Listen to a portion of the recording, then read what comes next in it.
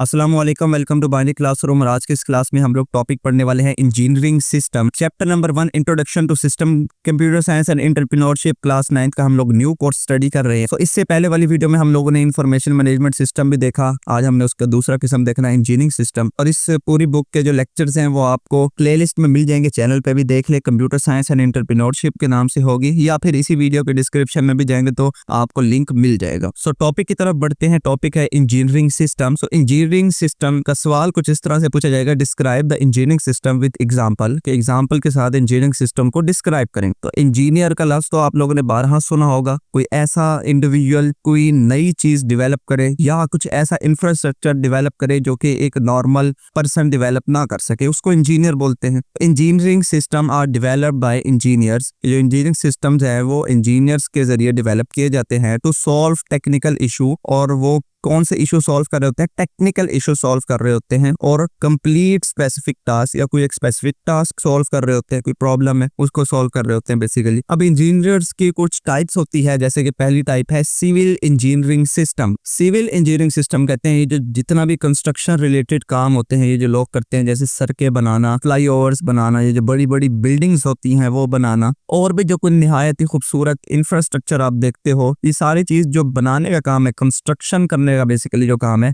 वो civil engineer करता है। एक इंफ्रास्ट्रक्चर डेवलप करता है, जिस तरह से बड़ी बड़ी बिल्डिंग्स है, अगर वो बगैर किसी प्लानिंग के बनाई जाए तो शायद ही वो कंप्लीट हो पाए, तो वो होते हैं civil engineer. So these system are used for design, construction and maintenance of physical structure of infrastructure, के किसी भी इंफ्रास्ट्रक्चर का जो फिजिकल स्ट्रक्चर है कि वो दिखेगा कैसे, का डिजाइन और उसकी कंस्ट्रक्शन, ये तमाम चीजें कौन करता है? एक सिविल इंजीनियर करता है। नेक्स्ट इंजीनियरिंग सिस्टम में है mechanical engineer. Mechanical engineer basically वो इंजीनियर होते हैं जो कि एनर्जी रिलेटेड टास्क परफॉर्म करते हैं। This system are used for planning and creating devices. कोई ऐसी डिवाइस बनाई जो कि सेम वैसे ही वर्क करे जैसे एक आम इंसान की एनर्जी वर्क करती है। जस्ट लाइक फैक्ट्रीज में आप लोग देखते हैं तो रोबोट हैंड्स बने हुए होते हैं जो कि मुख्तलिफ काम परफॉर्म कर रहे होते हैं। उसके बरक्स इसी तरह हम अगर फैक्ट्रीज में लेबर का भी यूटिलाइज करें तो वो भी वही काम करेगी। तो उसके बरक्स उन्होंने क्या कर दिया? रोबोट्स बना दिए। तो ये system are used for planning and creating devices that are use forces, जो कि फोर्स इस्तेमाल करती है और एनर्जी या फिर एनर्जी इस्तेमाल करती है टू परफॉर्म डिफरेंट टास्क, अपने टास्क को परफॉर्म करने के लिए। दे ऑटोमेट द टास्क। इससे क्या होता है कि आपका टास्क ऑटोमेट हो सकता है। जैसे कि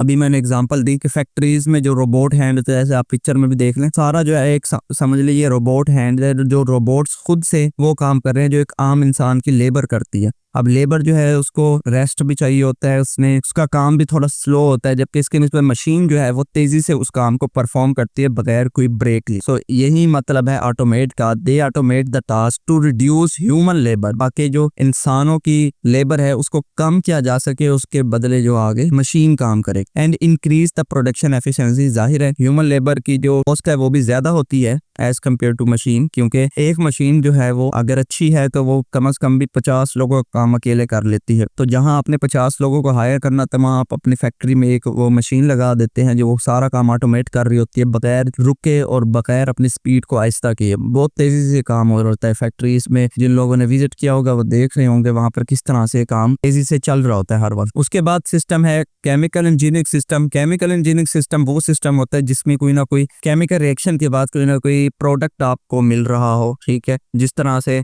this system are used to convert raw material into useful product, के कोई रॉ मटेरियल है, एक बिल्कुल ही अनयूजेबल मटेरियल है, उसको हम लोग कन्वर्ट करते हैं यूजफुल प्रोडक्ट में। यूजफुल प्रोडक्ट में कैसे कन्वर्ट करेंगे? By using a chemical process, किसी ना किसी केमिकल प्रोसेस है। जैसे कि आपने वाटर फिल्ट्रेशन प्लांट देखे होंगे। वाटर फिल्ट्रेशन प्लांट भी क्या करता है? बेसिकली ऐसे पानी को जो हम पी ना सकते हो डायरेक्टली, उसको प्योरीफाई करता है केमिकल प्रोसेस से। इस तरह के उसके 3 बॉक्सेस होते हैं, चाहे बड़ा और छोटा, सब में एक जैसा स्ट्रक्चर चलता है। और जो पानी है वो सबसे पहले किसी एक फिल्टर में जाता है, फिर दूसरे से होकर, तीसरे से होकर, एंड में हमें बिल्कुल साफ पानी जो है वो पीने के काबिल मिलता है। उसके बाद इलेक्ट्रिकल इंजीनियरिंग सिस्टम है, ये वो सिस्टम होता है जो इलेक्ट्रिसिटी से रिलेटेड होते हैं। So these system are used to design electrical system that can power devices, ताकि जो भी आपके घरों में दफ्तरों में डिवाइसेस लगी हुई हैं जिस तरह के पंखे, एसी और भी जो इलेक्ट्रिसिटी का सारा सामान होता है उनको कंट्रोल किया जा सके एंड ऑटोमेट वेरियस प्रोसेसेस, या उसको ऑटोमेट किया जा सके। ऑटोमेट कैसे? एग्जांपल में देखिए, फॉर एग्जांपल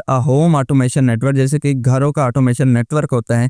क्या होता है कि इस तरह की ऐसे मोबाइल एप्लीकेशन होती है, इस मोबाइल एप्लीकेशन के जरिए आप अपने घर का टीवी भी कंट्रोल कर लेते हो, एसी भी कंट्रोल कर लेते हो, डोर्स भी ओपन क्लोज कर लेते हो और मल्टीपल चीजें कर लेते हो। इसको बोलते हैं स्मार्ट होम। तो वो एक ही ऐप के जरिए आप लोग अपने सीसीटीवी को कंट्रोल, घर को लॉक करना है, ये सारा काफी सारी इसको आपको ना काफी सारी चीजें मतलब कि आप इससे कर सकते हो। लाइट ऑन ऑफ भी कर सकते हो, एसी को ऑन कर सकते हो। जिस तरह आप दफ्तर से निकले, आप चाहते हो कि मैं घर जाऊं तो मेरा एसी ऑन हुआ हो और कमरा ठंडा हुआ हो, तो आप ऑफिस से निकलते ही अपना घर का एसी यहाँ से ऐप से ऑन कर दोगे, एसी वहां से ऑन हो जाएगा और जब आप घर पहुंचोगे तो आपको कमरा जो है वो ठंडा ही मिलेगा। तो ये होती है इलेक्ट्रिकल इंजीनियरिंग सिस्टम। उसके बाद है सॉफ्टवेयर इंजीनियरिंग सिस्टम। ये कंप्यूटर साइंस से रिलेटेड है। कोई भी आप लोगों ने आसानी के लिए सॉफ्टवेयर बनाया है जो किसी न किसी प्रॉब्लम को सॉल्व कर रहा है, होता है software engineering system. So this system are used to design, develop and maintain software. कि किसी भी सॉफ्टवेयर को डिजाइन करना, डेवलप करना या फिर मेंटेन करना, वो होता है सॉफ्टवेयर इंजीनियरिंग सिस्टम। जैसे कि लाइब्रेरी मैनेजमेंट सिस्टम है। पहले क्या होता था कि लाइब्रेरी में मैनुअल बुक की एंट्री की जाती थी और फिर जो है किसी बुक वाले को फिर जो है किसी स्टूडेंट को अलॉट किया जाता था। लेकिन आज के दौर में जस्ट वो बुक का बारकोड या फिर बुक के ऊपर उन्होंने अपने मैनुअल नंबर दिए होते हैं सीरीज के, वो स्कैन करते हैं अपने कंप्यूटर से और उसकी बुक जो है वो इश्यू हो जाती है और सारा रिकॉर्ड ये ऑनलाइन होता है। और ये कैसे हो रहा होता है? उस सॉफ्टवेयर की मदद से हो रहा होता है जिसका नाम है लाइब्रेरी मैनेजमेंट सिस्टम। सो इतने से हमारे पास ये लेक्चर था। आई होप आपको ये वीडियो अच्छी लगी होगी। अगर वीडियो पसंद आई तो इस वीडियो को लाइक करते जाएं। चैनल को बगैर सब्सक्राइब किए देख रहे हैं तो चैनल को भी जरूर से सब्सक्राइब करें। मिलते हैं किसी नेक्स्ट वीडियो में, तब तक के लिए अल्लाह हाफिज।